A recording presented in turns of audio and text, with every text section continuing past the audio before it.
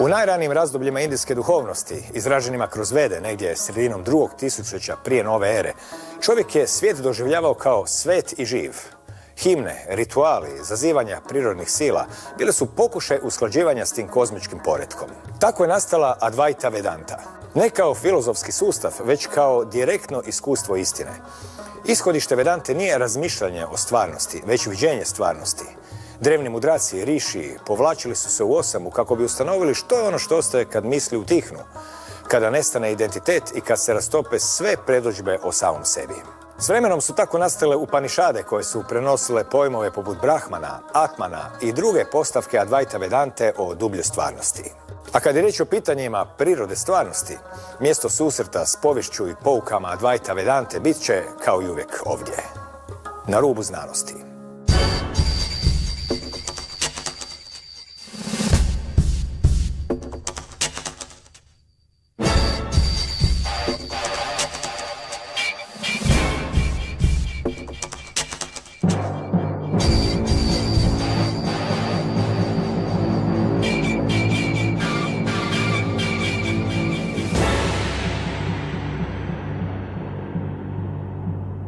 Dobro večer.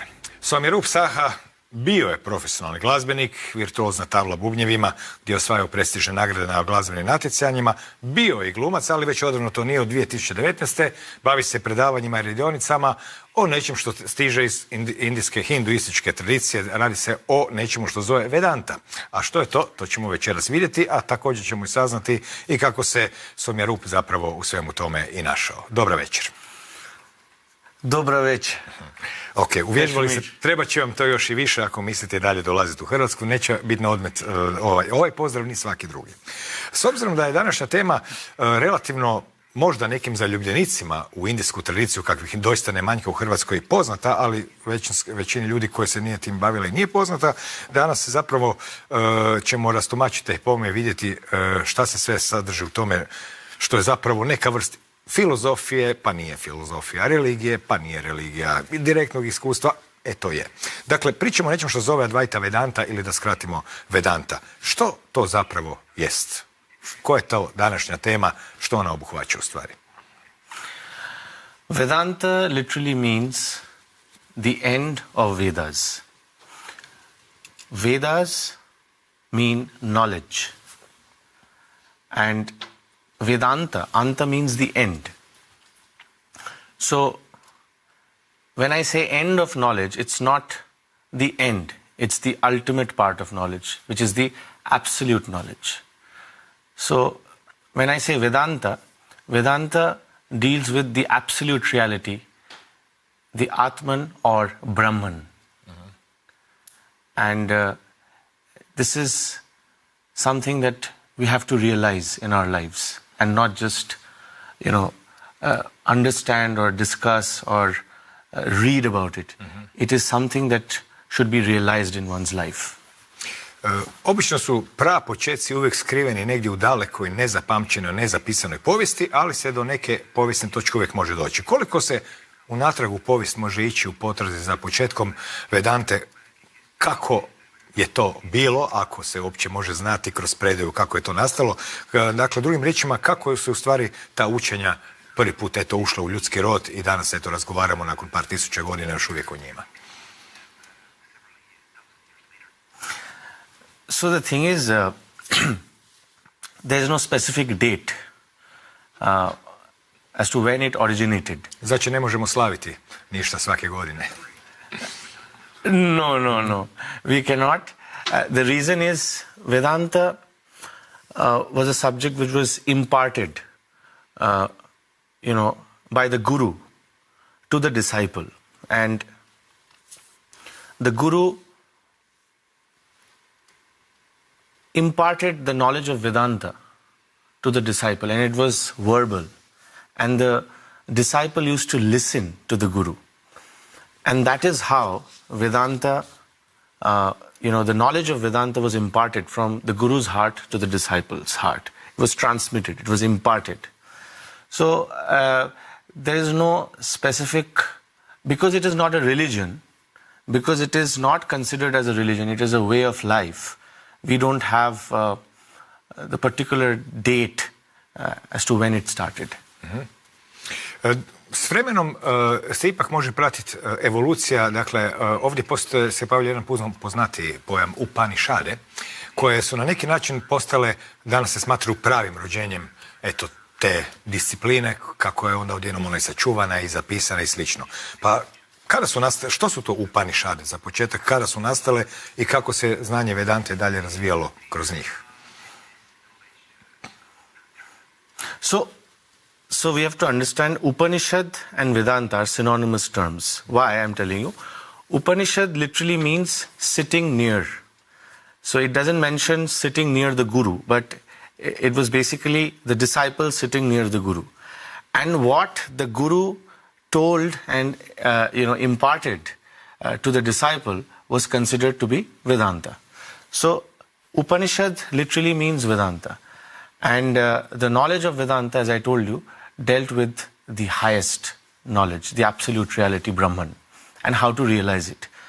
And that is why there are many expressions, there are many Upanishads which have the same goal, Brahman, but the approaches are a bit different.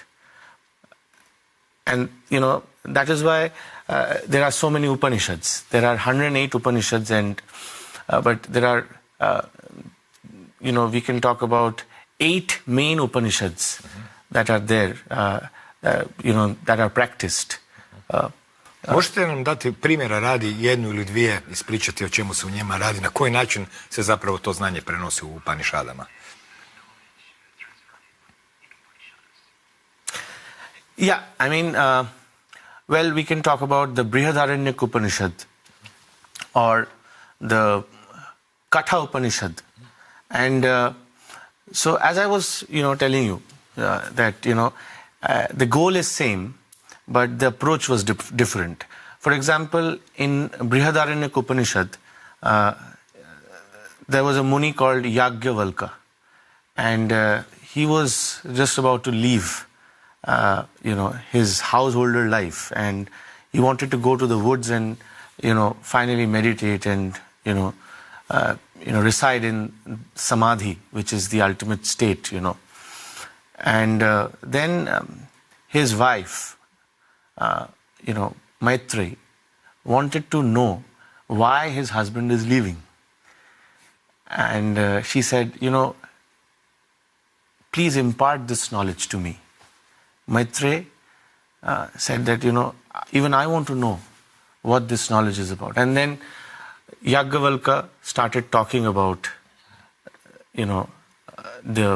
talking about Vedanta. He imparted Vedanta to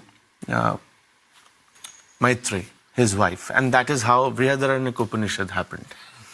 Then the Katha Upanishad, it is different. The context is different, but the approach is similar. So in Katha Upanishad, there was a disciple called Nachiketa of the Yama, who was the god of death, who became Nachiketa's guru, his master. And then, Nachiketa was initially he was not allowed to enter, the doors of hell, because it was not time for him to leave the body. He was a kid. But he wanted to know the self. He wanted to know the reality. And so he went to Yama, the god of death, and said, you be my guru. You teach me what is beyond this world of multiplicity. Mm-hmm. And Nachiketa was imparted the knowledge of Vedanta by Yama, the god of death.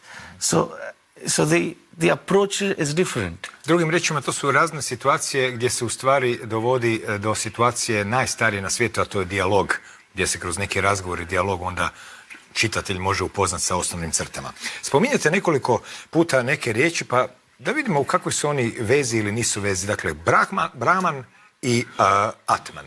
Što je Brahman, što je Atman, što nije Brahman, a što nije Atman i u kakvoj su oni vezi? So, Brahman, the word Brahman has several meanings, but the Brahman that we are discussing now is the ultimate reality, the absolute reality. There is another term, Brahma, the creator, the God Brahma. It's not people confuse it with the God Brahma, but Brahman and God, the Lord Brahma is not same. It's not similar. Then there's a sect called Brahman.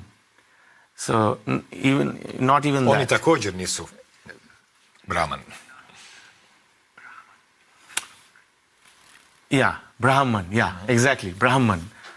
So this Brahman is the absolute self, and the word Brahman has originated from the word Bri.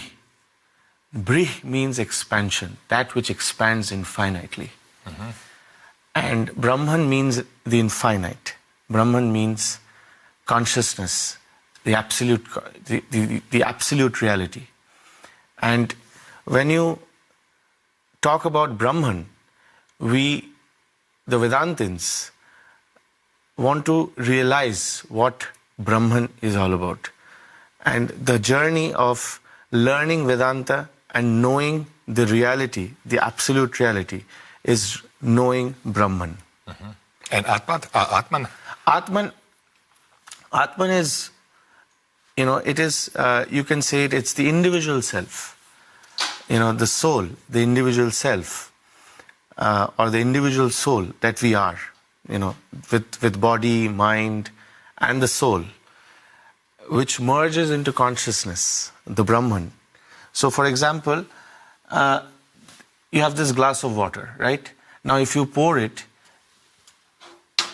into the sea, then this water will merge into the water of the sea. So there will be no difference. So Brahman, we can consider Brahman to be the ocean, and this glass of water as Atman, confined in the glass.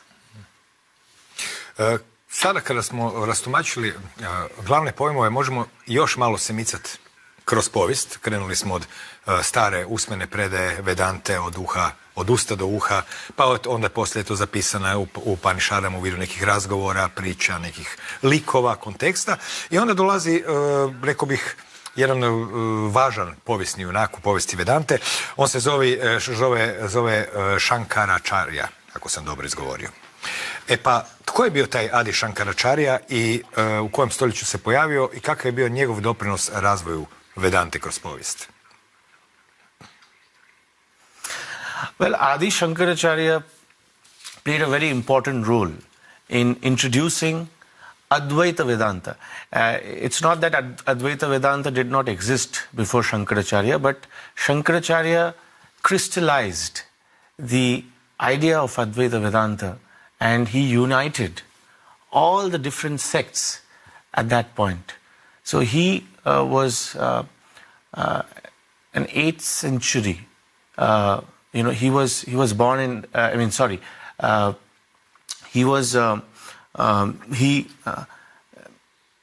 It was 8th century AD. I'm very bad with dates. It was it was 788 AD when he came to this world, and at that time, India was going through a lot of, there were sectarian differences, and there were the Shaktas, the Vaishnavas, then the Shaivas. So everyone was practicing their own, their own ways to reach God, and that did not help them feel the ultimate reality, Brahman. So Shankaracharya saw that it is becoming very difficult for these people to come to this realization and to find the real essence of what they are practicing. So Shankaracharya then introduced the Advaita Vedanta, and he was the propounder of Advaita Vedanta, which said, you and I are one and the same. You are consciousness and I am consciousness too. There is no difference between you and me. And this can be realized when the subject and the object becomes one and the same. So this is the concept of Advaita Vedanta, and he spread this Advaita Vedanta to the whole nation at that point. Može se reći drugim riječima da je on pročistio materijal i nekako ga omogućio da razumijevanje dalje teče, ako sam dobro shvatio njegovu ulogu u tom podijeljenom svijetu, u svijetu podijeljenom na sekte. Yeah. This, every time,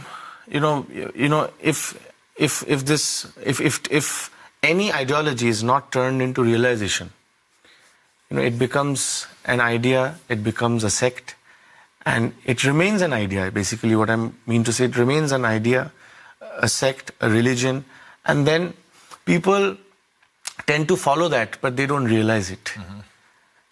And Shankaracharya understood that really well. And that is why he crystallized, and there was complete reformation of the Advaita Vedanta. Da, to je što bi se na hrvatskom reklo da ne ostane mrtvo slovo na papiru. Spominjali ste odnos gurua i učenika.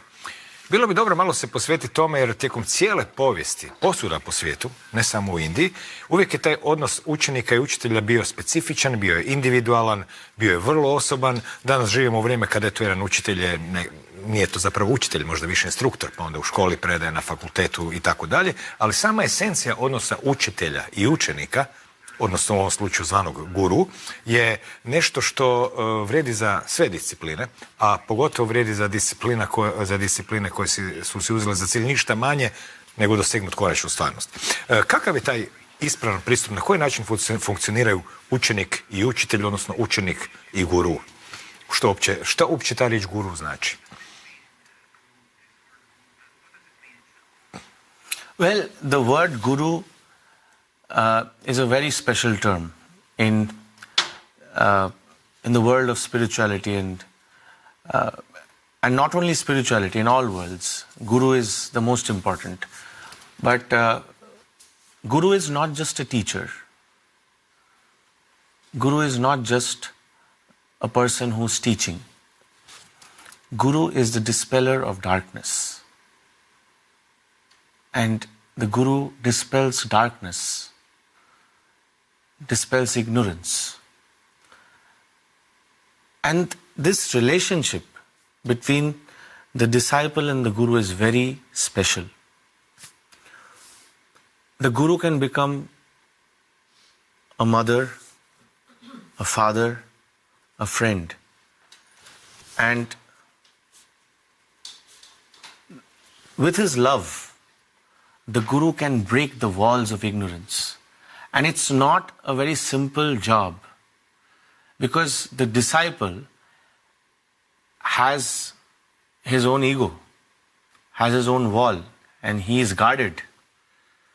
But the Guru loves the disciple, fights with his mind, and finally liberates the disciple.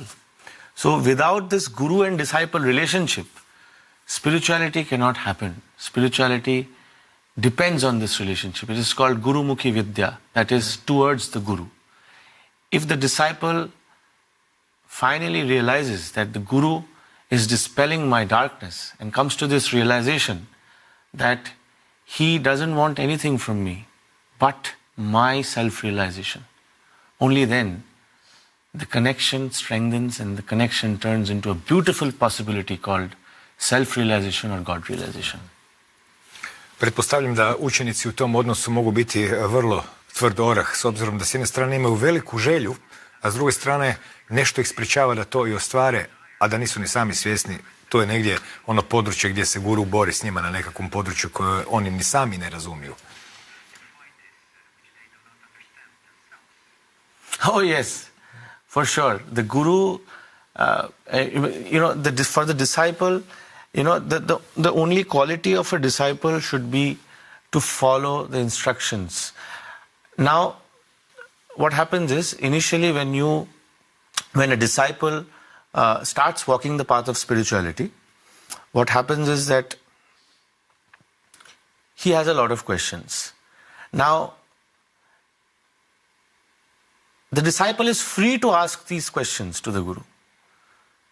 And it is very necessary for the disciple to have questions. And the guru has to answer those questions. How to recognize a guru? A disciple, when he's free to ask the relevant questions which take him or her to self-realization, those questions will have an answer, and the guru will answer those questions. And after the questioning part is done, when the disciple is completely satisfied, then comes a time when the guru starts imparting this knowledge. So if a guru is saying, you can't ask me any question, do as I say, he's not a real guru. A real guru will answer all the questions. There are also, higher level gurus, you feel like when you go to them, you feel like just sitting. And you have no questions. I mean, I'm not talking about them. I'm not talking about all gurus. But if you don't have questions, if you don't have the right questions, then the relationship is not established. Mm-hmm. So the guru-disciple relationship is the foundation to spiritual realization, to realizing the self. Mm-hmm. Da, to je jedan odnos koji zapravo nadilazi prijateljstvo, nadilazi odnos učitelja i učenika, nadilazi odnos majke i djeteta, opet sve to sadrži na neki način i vrlo je osoban. Ako pričamo dalje o povijesti Vedante i koji su se tu pojavljali glavni pomaci od, eto vidimo, prije nove ere, pa od 8. stoljeća, pa eto do danas, tu se pojavljuje jedno ime koje je povezano sa drugim mnogo poznatim imenom, znači Ramakrishna je čovjek koji je imao, koji je na neki način bio guru puno poznatijeg na zapadu Vivekanande. Pa kad se to zbivalo, odnosno znamo da se zbivalo u 19. stoljeću, ali kakve su bile okolnosti u vrijeme pojave Ramakrišne, kako se pojavio, šta se dogodilo s tim Vivekanandom, kako se on našao kraj njega, kako je došao u Ameriku i kasnije onaj drugi dio poznate koje je ljudima koje je to zanimalo već znano, ali šta se tu događalo po pitanju Vedante? Well, Ramakrishna was a very interesting personality. He was a worshipper of Mother Kali, and he loved Mother Kali. So when people saw him worshipping the Divine Mother, you could only imagine that this person is a devotee. But within him, he had the Advaita Vedanta that we are talking about. He had the non-dual approach. And he was searching someone. He wanted to impart this non-dual Vedanta to someone, this Advaita Vedanta to someone, but he was not able to find anyone. Because to understand Advaita Vedanta, you need a good and a sharp, you need a good and a sharp intellect with a heart at the same time. So it has to be in complete balance. So when you have sharp intellect, but you have a sharp intellect, but you don't have a good heart, you don't have a soft heart, you will not be able to receive the knowledge of Advaita Vedanta. You have a very good heart, but you are blunt, you will not be able to receive Advaita Vedanta. So it is a balance of the two. So Ramakrishna was searching for someone like Vivekananda. And then Vivekananda was also searching for someone who can show him this reality. So Vivekananda went to places, and he was asking, he was asking for, he was questioning these people, whether you have seen God or whether you can make me feel God and all this. He went to the Brahmo Samaj at that point. And there were many people who said, we can discuss it, but we cannot show you God. We cannot make you feel God. So Vivekananda, wherever he went, he was disappointed. He could not find the connection, And then finally he got to know about Thakur Sri Ramakrishna. So he went to Dakshineshwar, the place where Thakur lived at that point.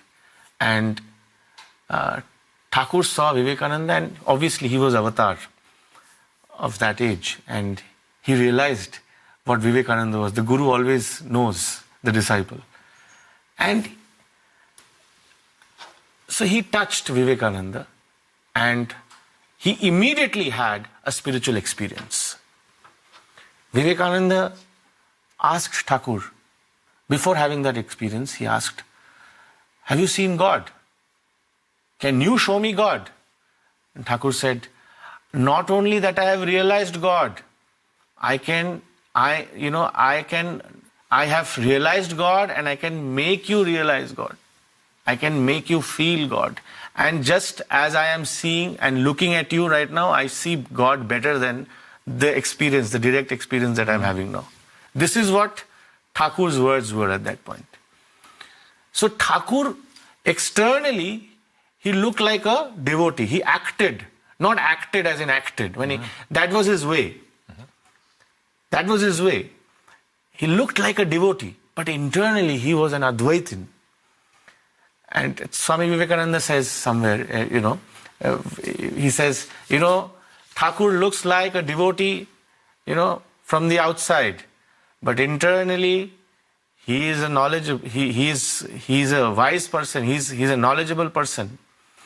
Externally he looks like a devotee, but internally he's an Advaitin, he's a non-dualist. And I externally look like a non-dualist, but internally I'm a devotee. So this connection was the main thing. And Thakur Sri Ramakrishna, after Vivekananda realized the self, Thakur Sri Ramakrishna wanted Vivekananda to spread the message of Hinduism and Vedanta to the rest of the world. And Vivekananda was the one chosen by Thakur Sri Ramakrishna. And so when Thakur left the body, Vivekananda was clueless. There was a period in his life when he was a wandering monk. He did not know what he will do, how he will spread the message. And then he got to know about the Parliament of Religions. And there were many people in India who helped Vivekananda to go to America. And then he traveled. Što je to bilo? I koje godine? Taj parlament religija? The year was 11 September 1893. And he reached America before that, and the weather was really harsh at that point, and the cold in America at that point was really severe. Pogotovo je i Chicago, u kojem se to izbivalo, poznat kao vjetroviti grad, ne baš ugodno mjesto u svako doba godine. Dobro, i što je dalje bilo kada je čovjek zaglavio u Americi? I mean, he was not stuck, but he was, even when he had reached America, he did not know what to do. So he was still searching for the right channels to reach the parliament, And then there were many people in America who helped Vivekananda. So there was this one moment, there was this one incident that happened in Vivekananda's life at that point. It was really cold, and he was carrying Indian clothes, obviously. I mean, he did not have the idea that it would be so cold there in the West. And he did not have anything, no sweaters, anything. So he saw, the dust, the big drums, where you drop your trash. So he saw that, and it was so cold, it was so shivering, that he entered that. And he closed his eyes, he was shivering, and he said, "I'm not the mind, I'm not the body, but I am consciousness." And then Mary Bull, one of Vivekananda's devotee and disciple later on, she found Vivekananda, and she introduced Vivekananda to many prominent figures at that point, and then finally he reached the Parliament of Religions. And as we all know, the famous speech, "Sisters and brothers of America, it fills my heart with joy unspeakable to rise in response to the warm and cordial welcome which you have given us." Evo, 100 godina nakon toga još uvijek pričamo. Ostalo je, dakle, povijest. Koga zanima Vivekananda. Ja. Bilo bi dobro rastumačiti kako se zapravo... Što bi to bilo sadana, odnosno duhovna praksa u Vedanti? Kako izgleda duhovna praksa? So the spiritual practice in Vedanta is very unique. It is based on contemplation. So if you talk about spiritual practice, it starts with Sravana, to listen from a perfected being who has realized it. So when the disciple listens to Vedanta with rapt attention, completely, being one-pointed in hearing, that is what we call Sravana. Sravana is just not about hearing. It is about giving your heart and soul with the longing, to realize God, to realize the self, to realize consciousness. So when you have this state of mind, and when you are listening to the perfected being who has himself realized it, that is when Sravana, or the process of hearing, listening to Vedanta happens. And then it is followed by thinking, which is manana. And after manana, nididhyasana happens. Nididhyasana happens, it follows. And nididhyasana is deep contemplation. So when you contemplate deep, finally the mind falls. So Vedantic meditation is about contemplation. So when you contemplate the words of the divine and you are able to discriminate the false from the true, that which we call neti neti vichara. Neti neti vichara is not this, not this. I am not this, I am not this. I am not the mind, I am not the body. I am not the life force. I am not the intellect. I am awareness. So the disciple slowly contemplates to that reality and elevates to that reality. Može li se reći da taj proces uzdizanja upravo ide kroz provjeravanje onoga što jesi ili nisi? Drugim riječima, jesam li svoja ruka, jesam li svoj dah, jesam li svoj trbuh, jesam li svoja misao? Drugim riječima, može li se reći da se radi o skidanju slojeva iluzornih koje treba nekako testirati i provjeriti ili jesu ili nisu, pa ako nisu ih se onda odbaci? Exactly. So the illusion is not just about the external world. The external illusion that we are talking about is first, it is experienced in the mind. Mm-hmm. The mind is helping you to perceive the world externally. So the external world is also perceived by the mind, which is a build-up. So it's external information being received, processed, and then again going to the external. So there's, this layer, these layers that we have, these layers are kind of obstructing the seeker to realize that he is awareness consciousness. So when you are aware of these layers, for example, when in the Taittiriya Upanishad, the Taittiriya Upanishad talks about layers. So they are called the koshas, or the layers, or the sheaths. Mm-hmm. So the body is the Annamaya kosha, the life force is the Pranamaya kosha, the mind is the Manamaya kosha, then the intellect is the Vijnanamaya kosha, and then comes the Anandamaya kosha, or happiness. And beyond everything is awareness consciousness, because consciousness is experiencing all of these. I am experiencing the body. I am experiencing my breath control. I am experiencing my mind. I am experiencing my intellect. I am experiencing happiness. I am the experiencer of all the layers.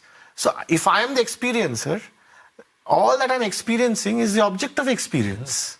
So I obviously am beyond that. I am obviously beyond that. To come to this realization is the main thing, is the real essence of Vedanta. And to reach the summit is to go beyond all layers and finally realize that I am awareness consciousness.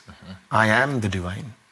Na tom putu uvijek stoji um, jer kao što smo vidjeli, sve se zbiva u umu. I vanjski svijet i unutarnji, ideje, misli, ovaj stol, ovaj papir, sve je u umu. Međutim, um nam je dragocjen alat.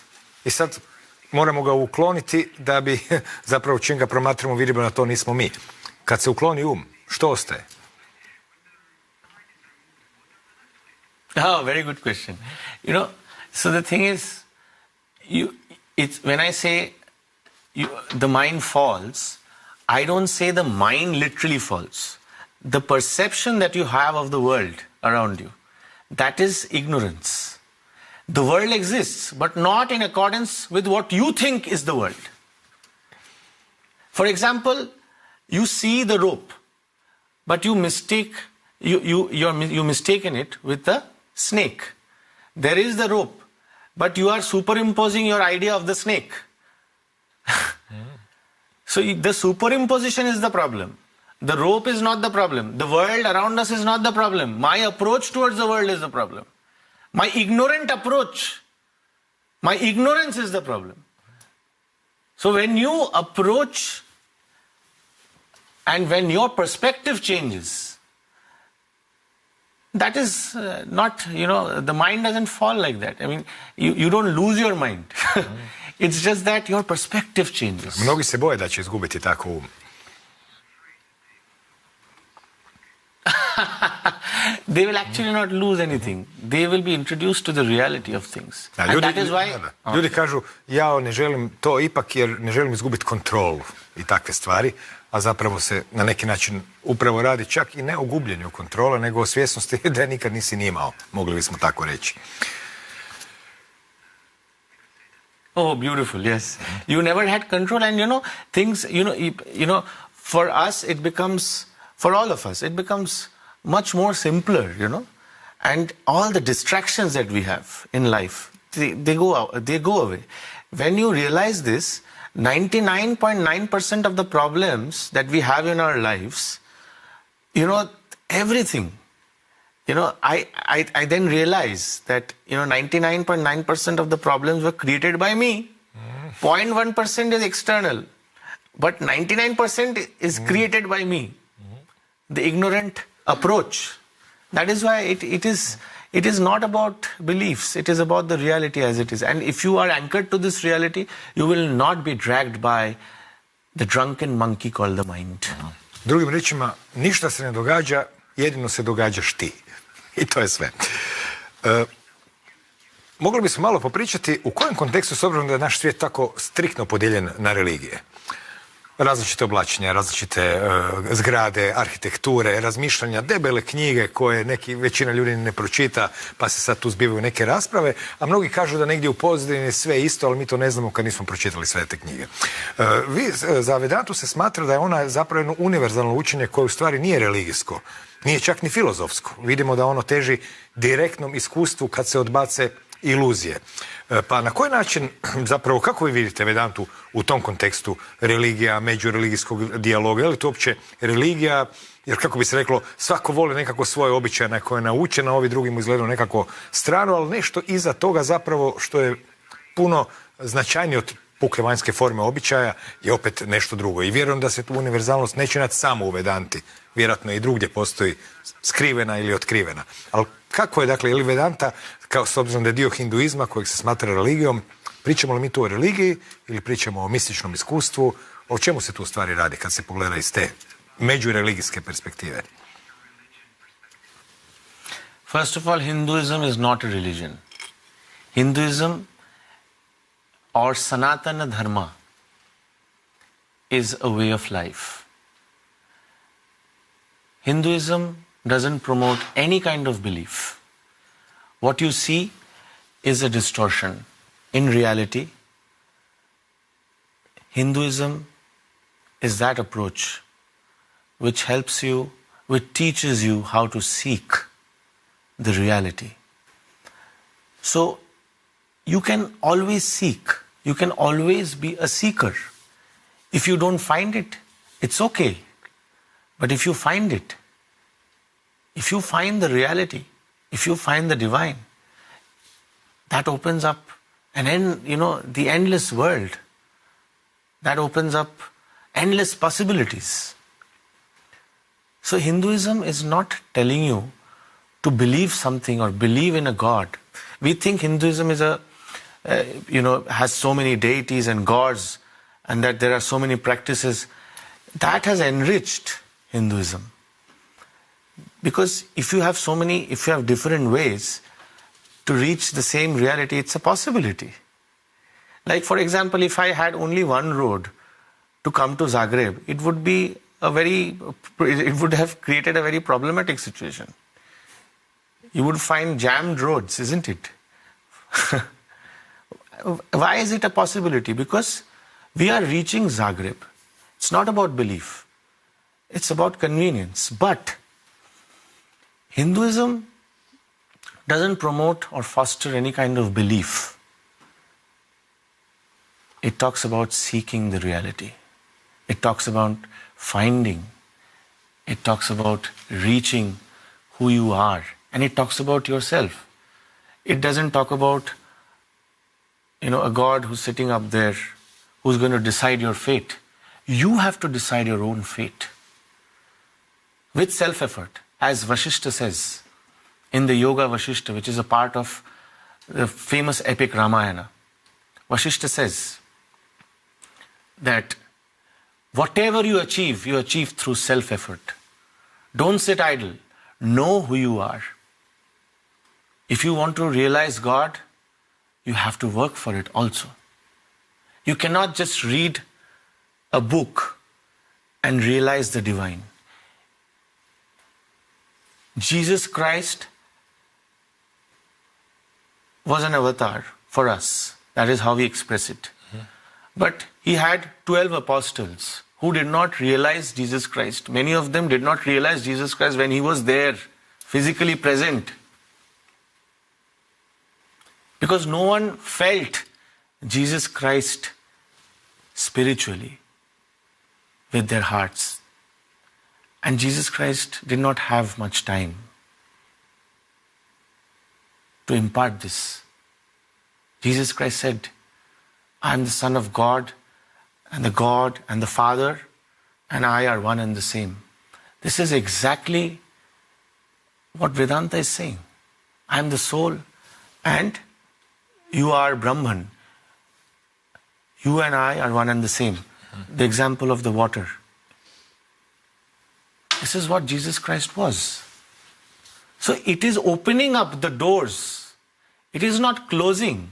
And when you realize Jesus Christ, that is when your life begins. When you realize him. Just talking about Jesus Christ won't help. You have to realize him. And that is what Hinduism is saying. So the core of religion, all religions, is to realize. And that is what Vedanta is saying. Može li se suvremenim znanstvenim rječnikom reći da Vedanta zapravo se bavi prirodom svijesti?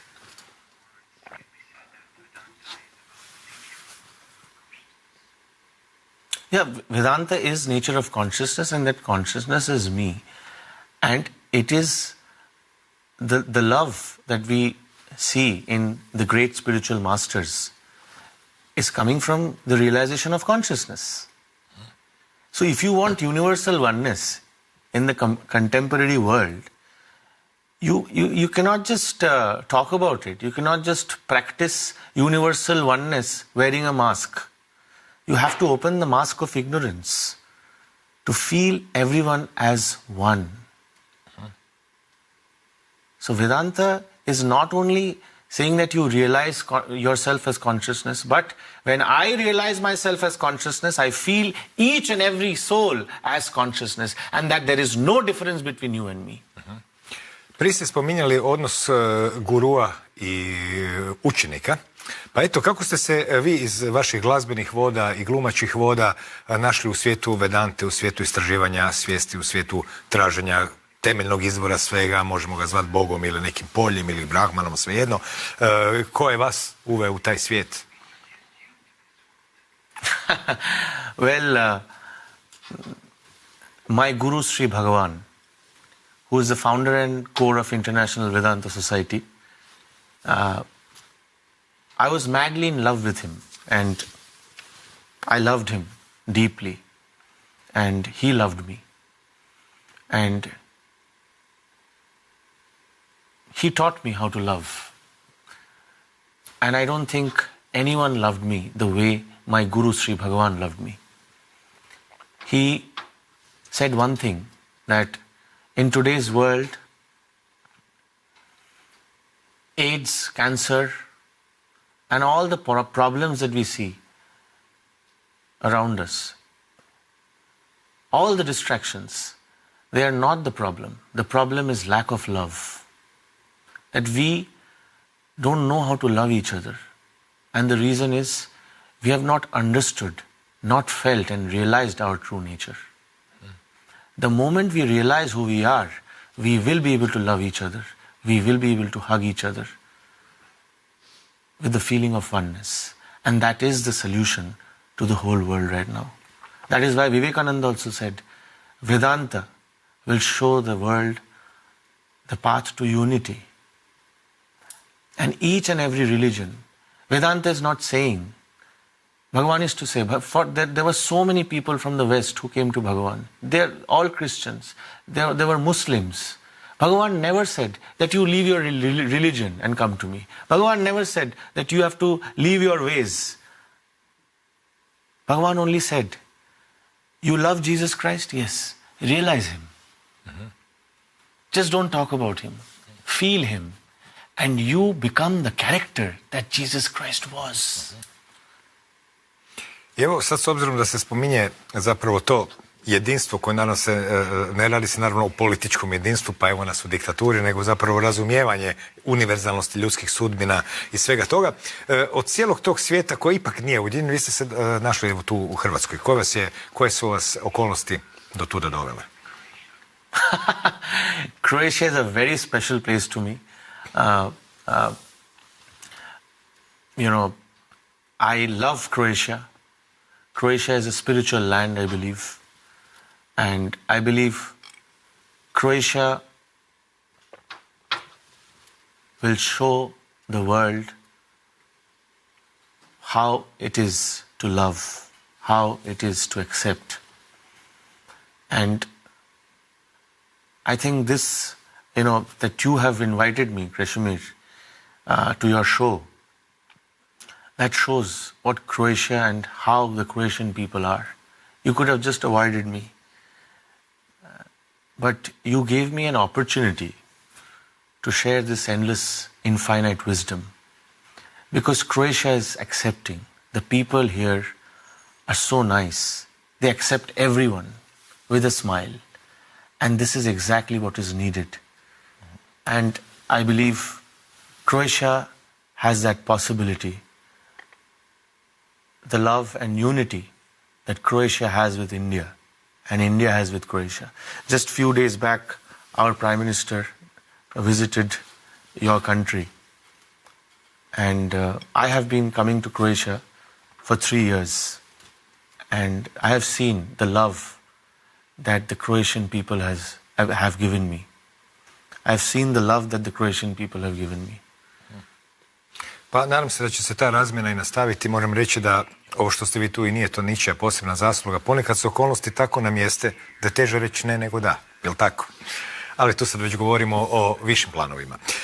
Gospodine Somyarup Saha, nadam se da sam uspio i drugi put točno izgovoriti indijsko ime. Hvala vam i do neke sljedeće prilike i doviđenja u Hrvatskoj opet, a vjerujem da ćete se tu i vraćati. Pozdravljam vas i sve najbolje u nastavku putovanja. Thank you, Krešimir. Thank you for having me. Evo, hvala vama na pažnji. Od davnine ljudi su se bavili istim onim pitanjem kojim se i danas bave u stvari mnoge discipline. Koja je prava priroda stvarnosti? Ili još važnije, koja je prava priroda čovjeka? Kako je prepoznati? I što učiniti zapravo sa pitanjem smisla u jednom prolaznom svijetu? U potrazi za odgovorima na pitanje o vanjskom svijetu potrebno je krenuti na izgled u potpuno suprotnom smjeru, prema unutra. A od tuda opet prema vanu vječne izmjene koja podsjeća i na to kako nakon svakog dana ipak dolazi laka noć.